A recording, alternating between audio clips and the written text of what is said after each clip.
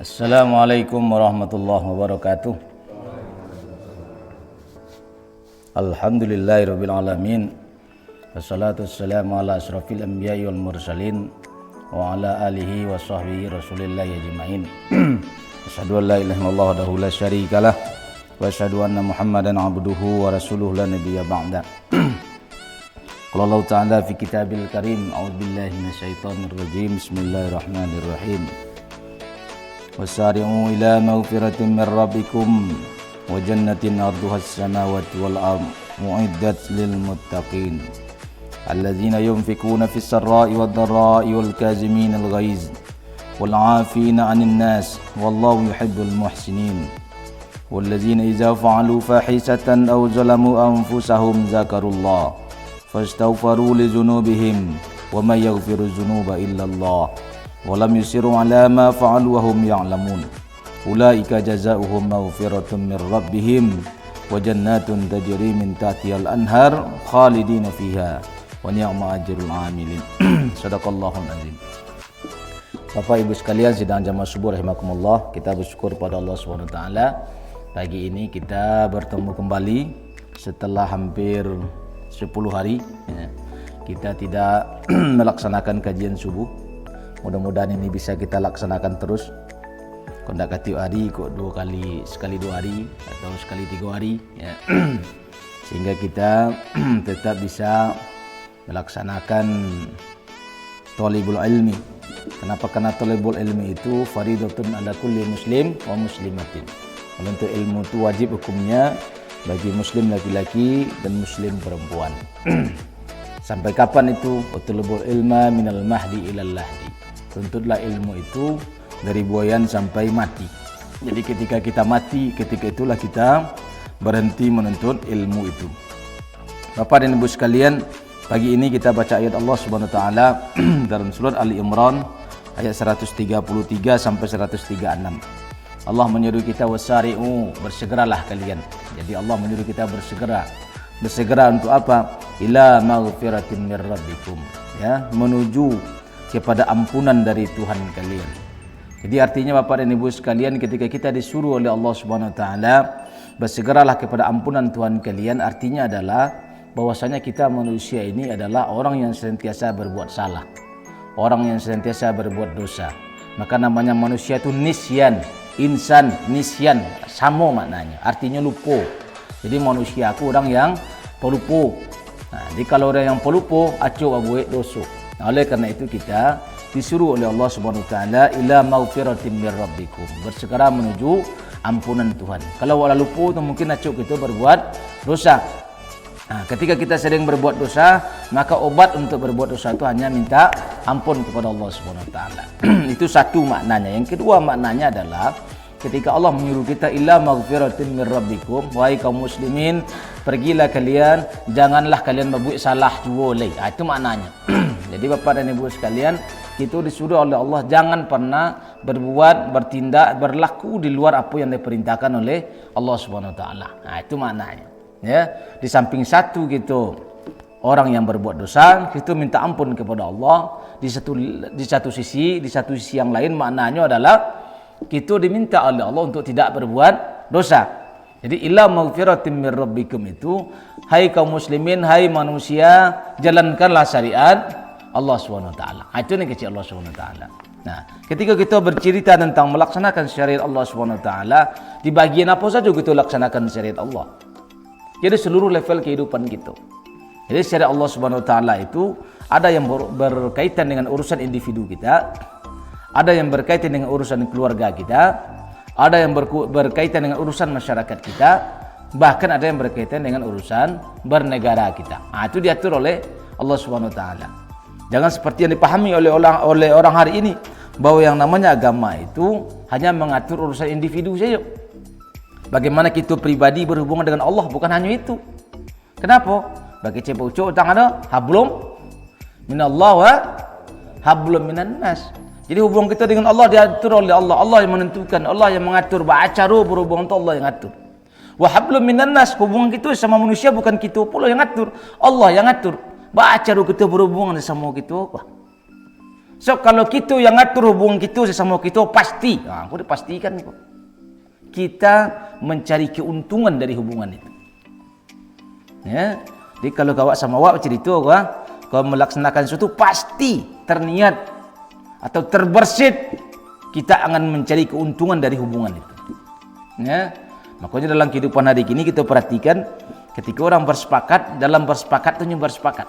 Ya, setelahnya membuat kesepakatan terjadi pengkhianatan, ya, terjadi penipuan. Ya. Kenapa? Karena dia ingin mencari keuntungan di situ. Apakah itu di ranah individunya ataukah di ranah bernegara? Di ranah bernegara seperti kita tahu hari ini, ya, ketika mereka menggelontorkan undang-undang, ketika mereka menggelontorkan peraturan, mesti ada keuntungan yang ingin mereka dapatkan. Contoh yang terbaru apa? Kita baca undang-undang. Lihat terang undang-undang. Undang-undang Minerba. Minerba. Ya, kan jangan sembahyang-sembahyang saja. Undang politik harus tahu juga. Ya, undang-undang Minerba. Undang-undang Minerba mengatur bahwa kalau dahulu undang-undang itu ketika habis masuk konsesinya dikembalikan kepada negara. Negara yang punya bekas konsesi yang telah diberikan kepada orang-orang itu. Tapi dengan undang-undang yang baru apa yang terjadi? Mereka diperpanjang. Nah, ada 6 perusahaan besar di Indonesia, ya, yang punya konsesi besar, yang lahannya minimal ratusan ribu hektar, mereka pegang wilayahnya itu. Mereka sekarang diperpanjang, melenggang, harusnya lebihnya, lah dikembalikan seluruhnya ke negara, lah negara punya barang kok, tetapnya punya oleh. Nah, jadi kalau peraturan undang-undang diserahkan kepada manusia kok jadinya, ya. Yang namanya manusia tidak akan banyak memikirkan orang lain, pasti memikirkan dirinya sendiri. Tapi kalau Allah Subhanahu wa taala apa yang terjadi? Yang memikirkan apa? Kita mulai sebelum lahir sampai kita mati sampai nanti ke alam akhirat dipikirkan oleh Allah Subhanahu wa taala. Nah, jadi kalau aturan Allah yang kita pakai, kita sampai ke akhirat ditolong oleh Allah Subhanahu wa taala. Tidak dunia saja. Nah, kalau sistem yang dibuat oleh manusia yang memikirkan hanya oleh orang-orang si pembuat sistem itu atau orang-orang yang berkuasa pada saat itu, mereka hanya memikirkan diri mereka sendiri. Tak kena dosa apa jangan sampai mati balik, sampai duit saja nak fikirnya. Contoh sederhana, ketika COVID-19 datang model gini, ya, kehidupan seluruhnya susah. Apa yang lakukan negara? Menaikkan iuran BPJS. Mungkin negara menganggap, dengan terjadinya wabah ini pendapatan masyarakat naik sehingga perlu dinaikkan iuran. Tapi nyfikirkan dah itu lah. Ketika wabah ku datang orang sakit banyak, sehingga perlu piti banyak naikkan iuran. Kan gitu yang terjadi. Tak nyfikirkan apakah pendapatan ke masyarakat ku turun atau tidak. Sebab pengangguran betapa banyak. Nah, ini Bapak dan Ibu sekalian. Ketika kita bicara ayat Allah Subhanahu wa taala, ketika kita bicara perintah Allah, Allah mengatakan ila maghfiratin mir rabbikum. Haruslah kita menuju kepada ampunan Tuhan kita. Hendaklah kita menuju kepada pelaksanaan hukum Allah Subhanahu wa taala. Nah, kalau kita melaksanakan hukum Allah Subhanahu wa taala itu, ya, maka Allah akan membalasi kita. Apa balasannya? Wa jannatin arduhas samawati wal ard. Allah akan memberikan balasan kepada kita surga yang luasnya seluas langit dan bumi. Dia tidak usah khawatir tidak akan dapat masuk ke dalamnya. InsyaAllah dapat masuk. So kalau sarugu kau ketik, itu bercerabi orang masuk. Tapi mungkin di Allah mengaturkan sarugu kau lawih kau, mungkin santai-santai saja gitu. Kaping mesti lapang. Ya. InsyaAllah kita bisa masuk. Lapang mah, selawi langit dan bumi. Kau nak masuk gitu, sana kami sih. Aku begitu cara berfikirnya. Sehingga manusia hari ini berbuat sesuka hatinya. Tapi coba bayangkan, sarugu itu ketiknya kecil Allah SWT. Hanya untuk orang tertentu, bercerabu gitu untuk mengajar sarugu. Mungkin di Allah mengaturkan itu mungkin. Wa jannatin arduhas samawati wal ard. Yang luasnya seluas langit dan bumi. Sedangkan bumi saya nak penuh-penuh. Aku selawi langit je. Aduh jatah pasti aduh jatah. Lawih mah sarugu. Bukan kalau selawi itu sarugu lun tentu apa sabuk nanti kau masuk sarugu benar lun tentu sabuk boleh. Mana lawih itu. Sedangkan sama-sama di seri lama tinggal nak sabuk ya dah. Sama-sama dia pergi kombuat tinggal nak sabuk apa lagi salah langit je bumi. Taklah, ia payah besok. Ya, oleh karena itu kita Bapak dan Ibu sekalian, ketika hidup dalam kehidupan dunia ini berusahalah kita berbuat amal sebaik-baiknya. Mudah-mudahan nanti di akhirat kita bertemu kembali. Ya, maka nanti kata dalam sebuah hadis, nanti di akhirat nanti di surga nanti masing-masing kita saling cari mencari. Maka kawan dan sesama hidup di dunia. Maka kawan dan sama-sama pengajian subuh gua di mushola Istiqomah. Aku ndak sobok-sobok dan. Tapi lama mencari je tu. Selawi langit di bumi mah. Mana carinya tu? Mencari tu keliling. Mana sampai bersobok. Berapa lama mencarinya. Ya. Kulit tak kenal lah dia kawan. Tapi biasanya sesama orang beriman itu saling mencari. Kalau di neraka itu makanya awak mencari itu. Kalau awak mencari kawan kau ndak adonyo le serugo. Lapanek mencari beribu tahun lah mau mencari di serugo ndak bersoboknya. Terpaksa awak cari ke neraka. Jangan di neraka kau kawan waga. Kau dah caliaknya iyo di neraka-nya, maka ketika itulah orang serugo meminta kepada Allah. Orang serugo kan doanya dikabulkan oleh Allah. Ya Allah, kawan dan adu di neraka tu ya Allah. Kaduan lahnya ya Allah. Doa orang serugo biasa mah itu. Tak mau dekun, ionya kurang ajar dunia ya Allah lah, taruh jelas tu adain. Dah itu doanya dah. Doanya ya Allah, ada kebaikan yang telah Nya berikan ya Allah. Keluarkanlah Nya dari neraka tu. Karena doa orang serugo kau dikabulkan Allah, ada keluhan ya Allah Subhanahu wa taala. Tapi kalau orang dari neraka kau tidak langsung masuk serugo, cuci dulu. Ya, dia cuci, dicapuh dulu. Makanya orang pulang dari neraka kalau masuk serugo berubah, berbeda bentuk seketik. Ya, dia orang langsung masuk serugo. Soalnya lah barang-barang. Ya, lah ketika mode basi sudah dicapuh dah, kan hitam. Ya, diasah dulu baru kan berkiliknya oleh kan. Nah, mode itulah nanti. Ya, waktu sudah dicapuh tu kan tak putih basi sudah dicapuh dah. Hitam basi sudah dicapuh.